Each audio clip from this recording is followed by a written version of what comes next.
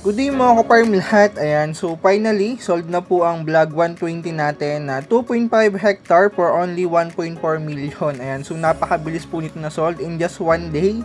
Nireserve po agad ng buyer natin. Ayan, so in just 2 weeks mga ka-farm lahat, so nag-full payment na po yung buyer natin from Manila. And ayan, so ang nakakatuwa dito, binayaran ng buyer natin without viewing, kahit hindi pa nakikita yung mismong property. Ayan, so dahil nga second property na po ito na nabili sa atin ng buyer, ayan, so nagtiwala na po sa atin. Ito yung property na hindi mo pagsisisihan pero panghihinayangan mo pag hindi mo nakuha. Ayan yun mga ka-farm lahat sa mga nahuli.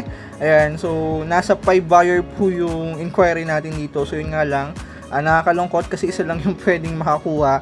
Ayan, so yan sa mga naunahan. So tingin-tingin lang po kayo sa mga new upload natin at baka nasa next upload ko na po yung dream property nyo. Ulitin ko ka-farm lahat, so sold lang po ito and ang purpose lang po nito kaya in-upload ko sa YouTube is para i-proof dun sa ibang buyer na legit po tayo, kasi may mga buyer na minsan is nagdududa na baka scam sila. So no worries mga ka-farm lahat, legit po tayo and kalimitan po ng sold ko is na-upload ko sa page natin. Ayan, so pwede mo i-search Ideal Farm Lot.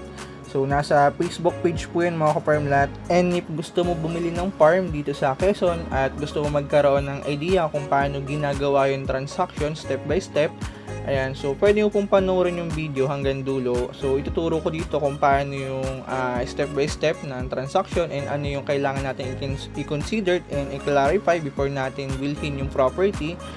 So may mga tinitingnan din tayong possible scenario. So tulad ko, bibihira ako mag-upload ng farm lot kasi tinitingnan ko lahat. So hindi ako nag-upload ng basta lang. When? Hindi nga. So una, tinitingnan ko yung location, pangalawa, yung price, pangatlo is yung documents, kung okay ba. Kasi may mga property na okay yung location, okay yung price, so yung documents naman, di ba? May problema, so negative din. Hindi porket mura, i-grab mo agad. So bibigyan ka lang niya ng sakit sa ulo. And yun mga ka-farm lot, so panoorin nyo lang po itong video if interested kayo. Ayan, so let's go.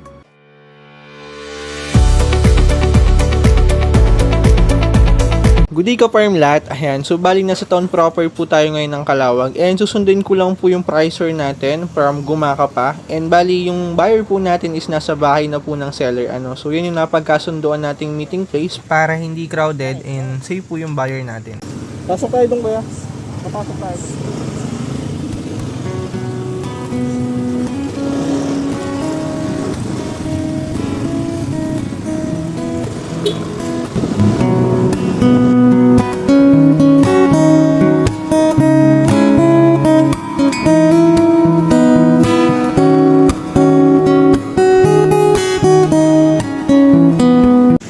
Ayan, nandito na po tayo ngayon sa bahay ng seller. Ayan. So, tara. And nandito na rin po yung buyer natin. So, dahil magkakilala sila, so nauna na pala sa atin. Ayan, so siya po yung seller, Sir Alex. Hello po. Ay, sir. Long time no see, sir, Sige po. Opo, tayo lang naman, sir. Pa-check na lang, sir, ulit nung deed of sale natin para basa. Bahay po ng seller na pagkasunduan natin na meeting place para may assurance po yung may-ari and safe din po yung buyer natin. So kasi almost 1.2 million po yung dala na cash dahil nag-down payment po yung buyer natin ng 200,000 last week. So bali 1.2 na lang po kasi ang total price ng property natin is 1.4 million. Net price po sa seller. And sa transaction mga ka-farm lot, so ayan, i-check muna ng dalawang panig ng buyer and seller yung deed of sale, kung tama ba and kung naayon ba dun sa kagustuhan nila na arrangement.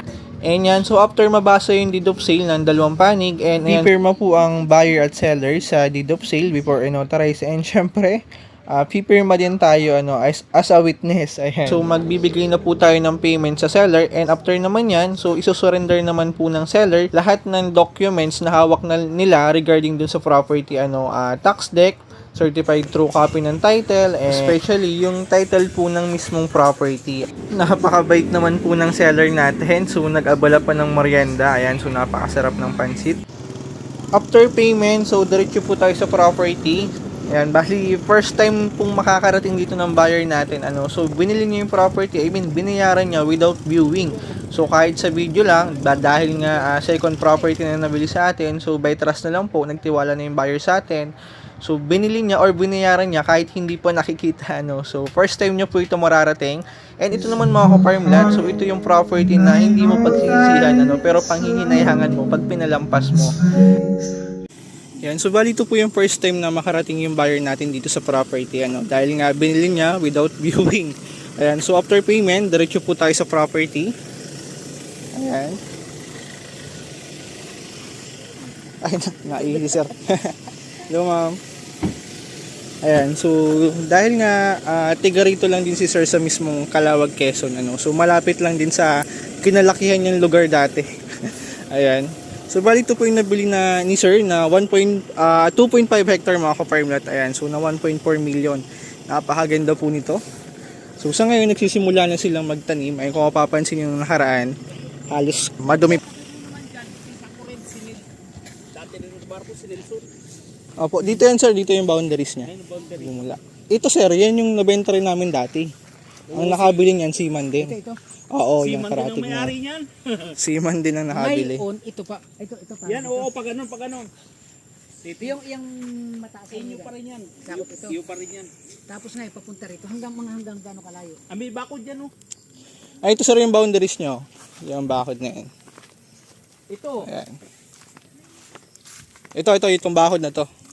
So yung kabila ng bakod, ibang property na. Okay, yan isa Di bali dito. Kapisan ko din yan. Kay Nilsen. Ang pan ito ang kantuhan. Oo, kanto. Ito Oo, yung bakod na yan. pa ganyan. Oo, pag ganyan. Itong live na ito kanino. Inyo pa rin yan. Hello po. Hello ma'am, narating niyo po yung property na nabili niyo doon sa kabila? Na 2.8 hectare. Ay, hindi niyo po nararating. Oo, pag ganun. Narating niyo na rin po. Maganda rin yun ma'am. Ngayon, malaki na improvement. Dati, off-road din siya dati ngayon. Cemented na. So, maliit na yung portion na rough road. Ano yung may napulang? So, bali yung kapatid ko, sir. Hindi yan basyad. Hindi rin po ako familiar. Kung anong puno. Ayan. Tara po. Ayan. So, ito yung portion mga ka-farmlet na, ayan, pasok dahil nga pasok ang 4 wheel. So, ito yung portion na pwede mo lagyan ng kubo, rest house, or bahay, pwede rin. So, napakaganda itong area na to kasi meron kang view.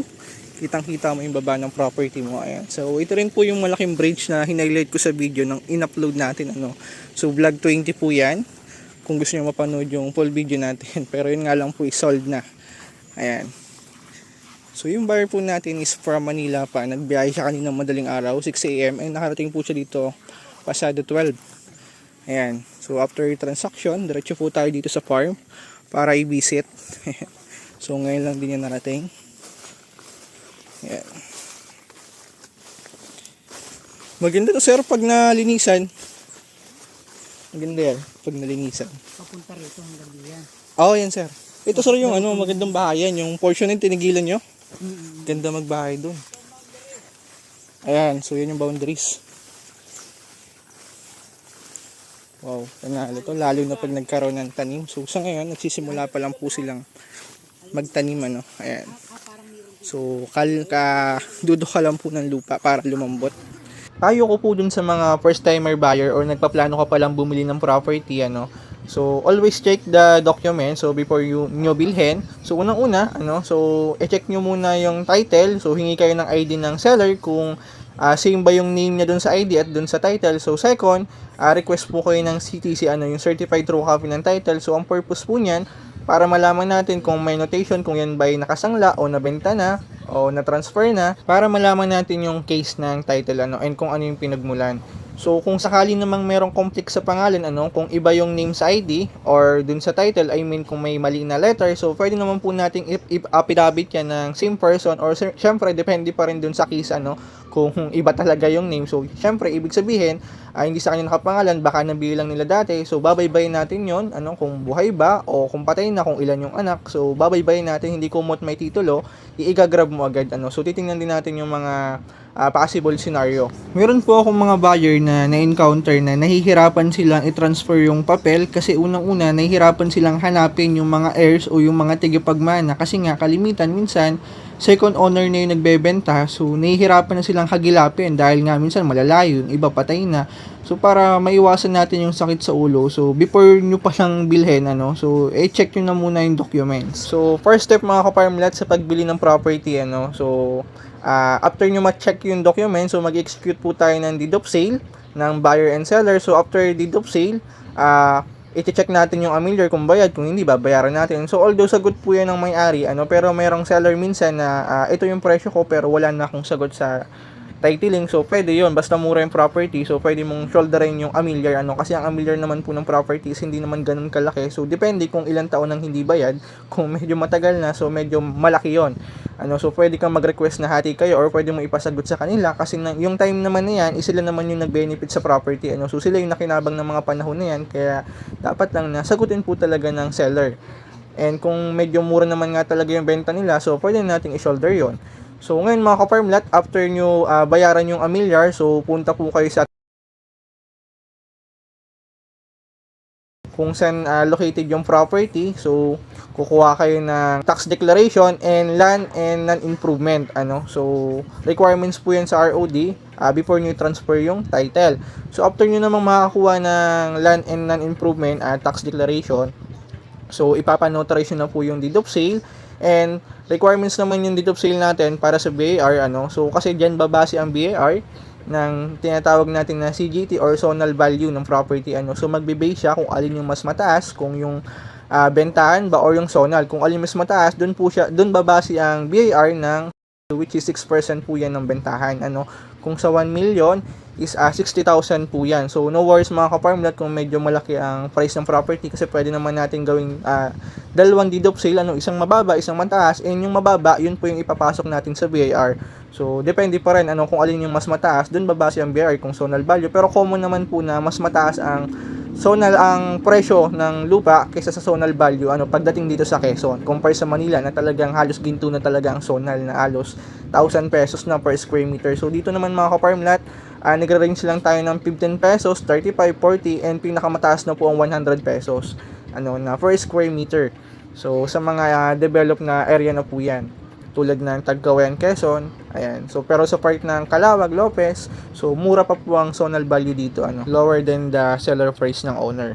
So yun mga ka-farmlat, after mo bayaran ang CGT and documentary stamp, which is 1.5% po yan ng kabuuang bentahan ng property, so re-releasean po kayo ng BAR ng ECAR, Electronic Certificate Authorizing Registration. So ECAR, so requirements po yan sa ROD before nyo i-transfer yung title sa pangalan nyo. And yun mga ka-farmlat, once na na-releasean po kayo ng ECAR, and syempre kung yan po ay CLOA, kukuha kayo ng tax clearance, or kahit hindi CLOA mga ka-farmlat, so requirements po yan na need nyo kumuha ng tax clearance sa DAR. So yan, after nyo makakuha ng tax clearance, so dadalhin nyo lang din yan sa RD. So pagpunta nyo ng RD mga ka-farmlat, para hindi hassle, para hindi sayang yung abala nyo, dapat kompleto kayo ng requirements. So una, latest tax declaration. So dapat bayad po yung amilyar, so land in improvement, so nakakakuha po nito sa Treasurer Office kung saan located yung property, and certified true copy ng title nakakuha naman po nito sa ROD, sa Register of Deeds. Tapos valid ID and 10 ID po ng buyer and seller. Tax clearance nakakuha po nito sa DAR kung saan din located yung property. Notarized deed of sale with sign up po ng buyer and seller in ECAR, so Electronic Certificate Authorizing Registration. So ang purpose po nito para to prove na nakabayad na kayo or tapos na kayong bayaran ang kaukulang buwis sa BAR, and syempre especially yung original title po na hawak ng seller. So syempre SPA po kung representative ang mag-aasikaso, so need po yan. And after nyo po may pasa lahat ng requirements sa ROD o Register of Deeds, so waiting na lang po tayo sa releasing ng title. So ito po yung new title natin ngayon. So kulay green and electronic title po ang tawag yan. So meron po yung scan code sa baba na pwede nyo scan para malaman nyo kung legit talaga yung title and kung nasa system. And yun ka-farmlat, so once na ma-release yung new title, so dadalhin nyo lang po yung bagong titulo sa Assessor Office kung saan located yung property, kung anong municipal ang nakakasakop, para ma-issue po yung bagong tax deck at ma-update sa pangalan nyo. And dito po nagtatapos ang transfer ng title. So yan po yung mga step by step and guide. And kung meron man akong nalikdaan mga ka-farmlat, pwede nyo pong i-comment sa baba. Depende pa rin yun ka-farmlat sa case ng title. So yung nabanggit ko kanina, so yan po yung step by step ng transfer of title. Pero yun nga, depende pa rin sa case ng title. Iba-iba po ang case ng title at iba-iba rin ang klase ng title. So merong OCT, TCT at may Kulawa title na tinatawag. So meron pa nga American title. So depende pa rin sa case ng title mga ka-farmlat. So sample, kung yan ay airship o manahan, so madadagdagan yung requirements natin ng AGS, extrajudicial settlement. Ipirmahan po yan ng mga tigapagmana na katunayan na pumapayag sila na ibenta yung property. Kung sample, kung sa 5 magkakapatid mo isang ayaw, so negative po yun. Kasi pwede niyang mabawi yung ari-arian o yung lupa na binebenta kahit nabili mo na dahil hindi siya, wala siyang sign up or dahil hindi siya pumirma sa kasunduan. Sir, kamusta? Ayos na. Approve ba o ano? Approve, sir. Pumunta rito ng kanina. Oo. Tinignan ko lang ito sa namin. Oo, kaya nga kahit sa video lang, no. Yan, so sabi nga ng buyer natin, kahit hindi na niya biniset before payment. So sa video pa lang mga ka-farmlat, approve na. So tuwan-tuwa yung buyer natin mga ka-farmlat. Bali ito po yung farm for sale na nabili ng buyer natin, yung portion na yan. And bali dinala natin yung buyer dito sa bridge, para, ayan, so nagbabacking po siya ngayon. Para may idea po siya doon sa future road development sa area. So napakalawak po ng barangay road dito. Ayan, kung mapapansin nyo, almost, I think mga nasa 6 meters yung lapad niyan. So yun mga ka-farmlat, done deal. So kasama natin yung seller, si Ma'am Marifer. Ayan, so iabot sa atin yung commission. Ayan, so thank you ma'am and happy seller, happy buyer. Ma'am, okay? Okay. Gano'ng katagal mo yung inabot ng transaction natin? Wala pang isang buwan. Oh, napakabilis. Yun. So, thank you mga ka-farmlat. God bless.